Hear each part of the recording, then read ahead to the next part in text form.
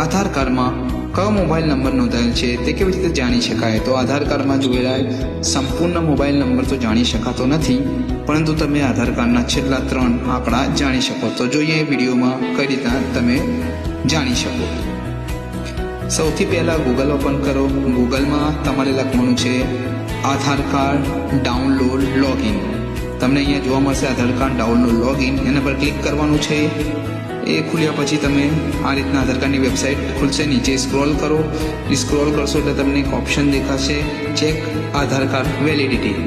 Check આધાર card validity પર check કરો અને અહીંયા તમે તમારો આધાર કાર્ડ નંબર નાખો.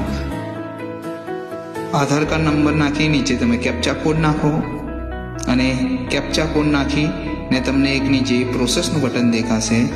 તમે પ્રોસેસનું બટન જેવું ક્લિક કરશો એવું તમને આધાર કાર્ડમાં મોબાઈલના છેલ્લા 3 આંકડા જાણી શકો.